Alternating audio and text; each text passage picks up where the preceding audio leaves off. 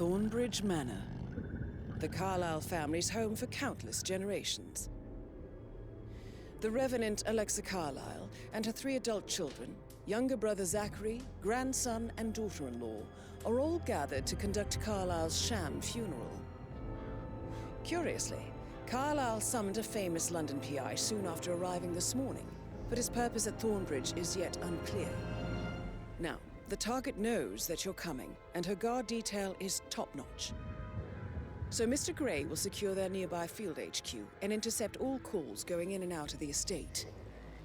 Any appeal for backup is going to fall on very deaf ears. Good luck, gentlemen.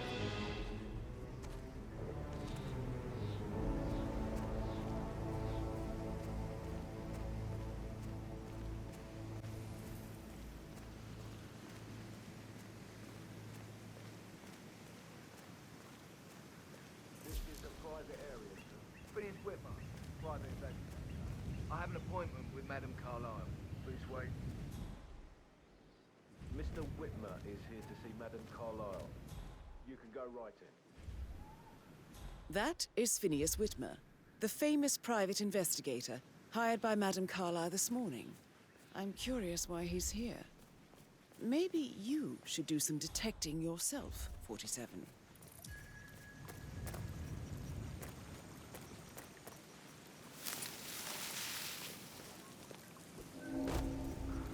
A famous private investigator summoned by Alexa Carlyle has arrived at Thornbridge Manor. If you take his place, it may be an opportunity to get close to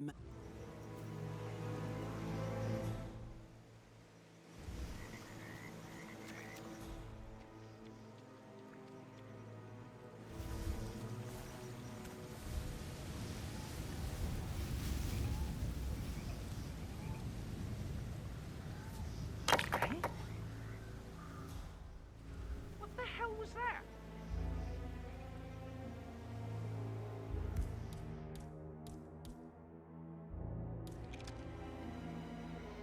Hello?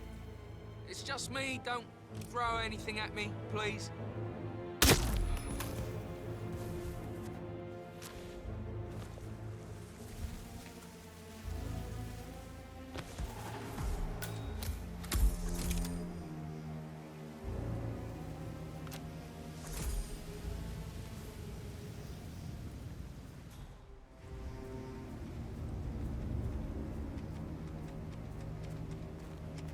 Mr. Whitmer, thank God you're here.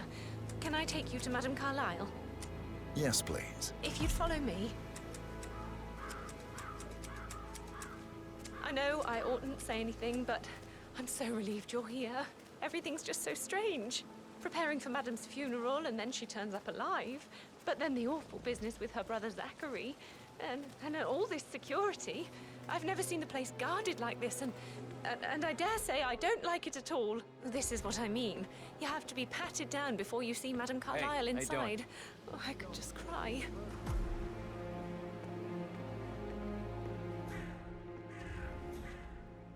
Stand up for yourself.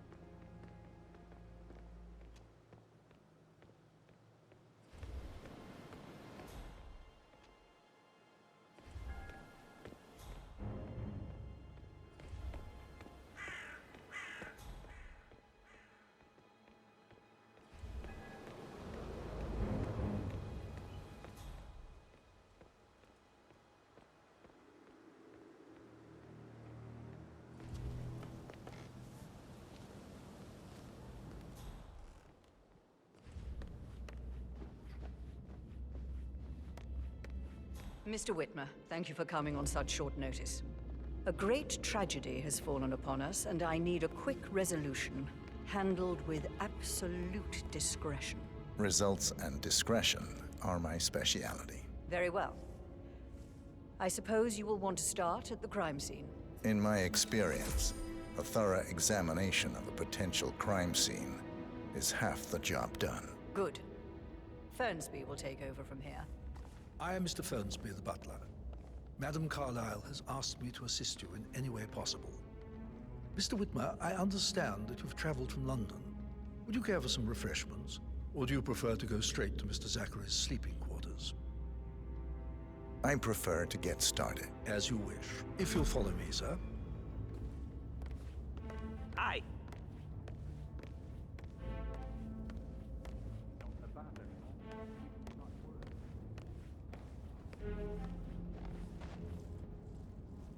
I feel obliged to point out that current affairs surrounding Madame Carlyle are of a delicate nature.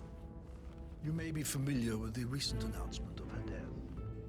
You will probably learn that a staged funeral is scheduled to take place tomorrow.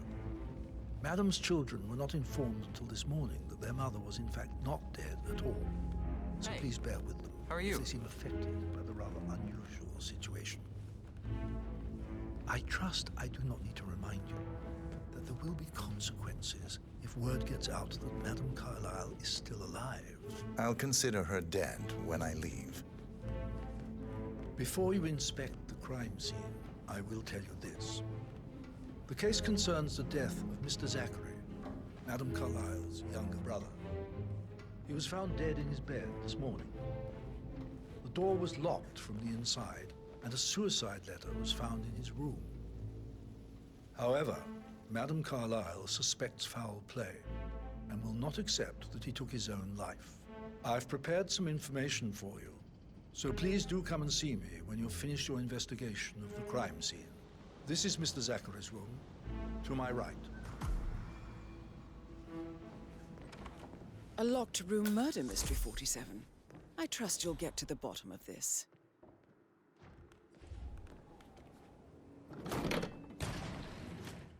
A hidden door. It's a secret passage. This could explain how the door was locked from the inside. A photocopy of the floor plans. Somebody's been researching the secret ins and outs of Thornbridge Manor. You've likely not exhausted the room for clues, 47.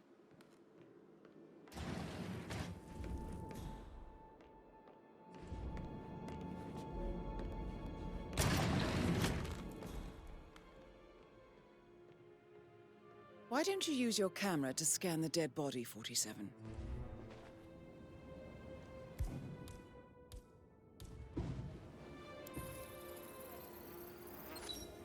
Throat markings indicate a rare, short-lived plant poison killed him.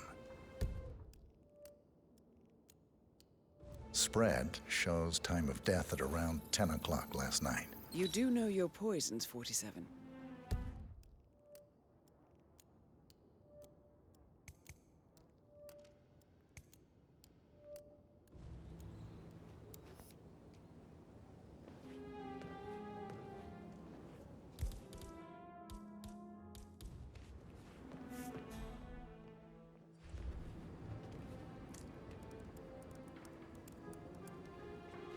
Zachary was shopping for new Wellingtons last night. Not exactly what you would expect from someone suicidal. Zachary's side note. Also, a sample of handwriting. It could be relevant to compare to other samples to establish its authenticity. I believe you've done a thorough search of the crime scene, 47. Maybe it's time to see the butler. I'm curious about the information he's prepared for you.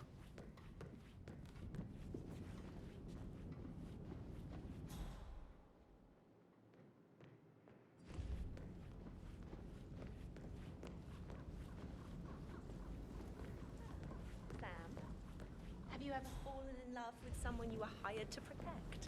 I should get back to... Right, Right, yeah. Sorry.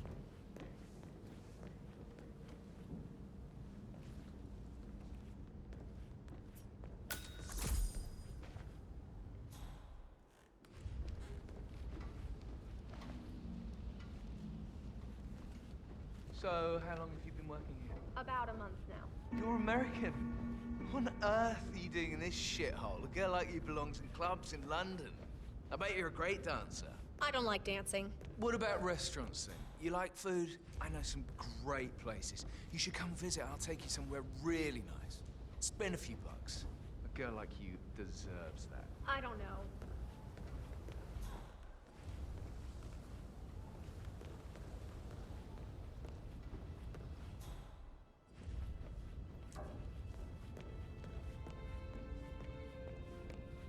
Mr. Fernsby, I'm done with the crime scene. Did you establish a time of death? Zachary died around 10 o'clock last night. Well, that means the staff were off duty. And Madame Carlyle and her security didn't arrive until this morning. That leaves Madame's family and myself as the only persons here when he died. And before you ask, no, I do not have an alibi. I was alone in my office at the time of death. Here's the material that I prepared for you. It's a list of the possible suspects and their quarters. Hopefully that will help you keep track of your findings. Please come and see me when you've solved the case, and I will take you to Madame Carlyle. This is very useful information, 47.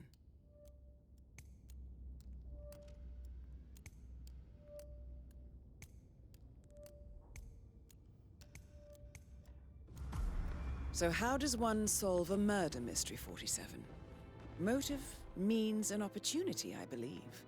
May I suggest you ask the suspects for alibis? Or perhaps do you prefer searching the manor for clues first?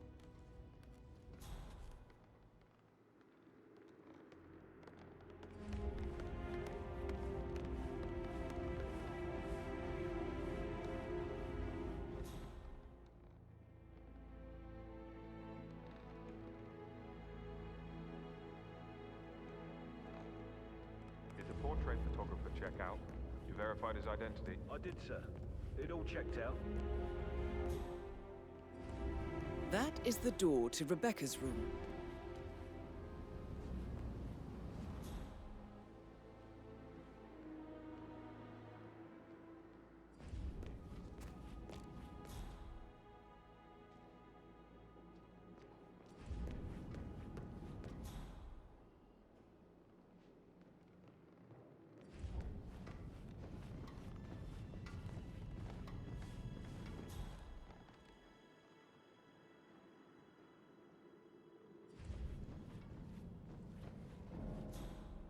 Sorry, sir, not coming through. You are trespassing on private property. Keep moving. Token from Patrick London Bank. Did I understand correctly that I should give it to Rebecca in case of your death? Exactly. She holds the other one. I want her to have the file on Arthur Edwards if I die. You're not fearful she will be in trouble if she knows? She will start digging when she realizes things don't add up, inevitably getting her in trouble. I'd rather she knew who she's up against. She's clever and resourceful. Who knows, maybe she'll be able to hit him where it hurts. But I don't want her to get involved prematurely. Hopefully she'll never have to get involved at all.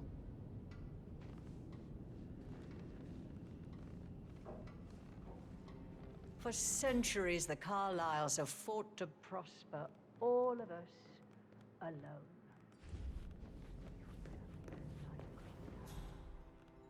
We could crush them all.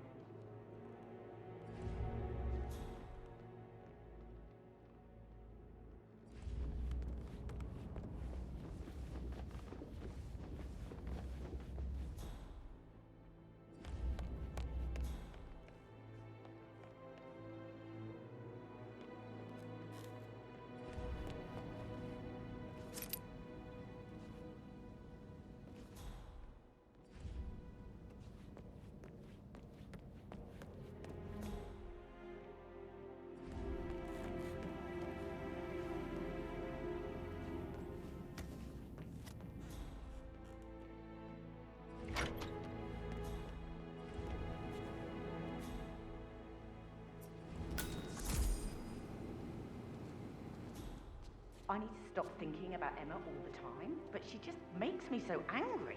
What is it? She turned up and demanded to be put up in Madame Carlyle's bedroom. We're the new heads of the family after all. It is only fitting, she said. Well, Gregory put a stop to that, which was a surprise.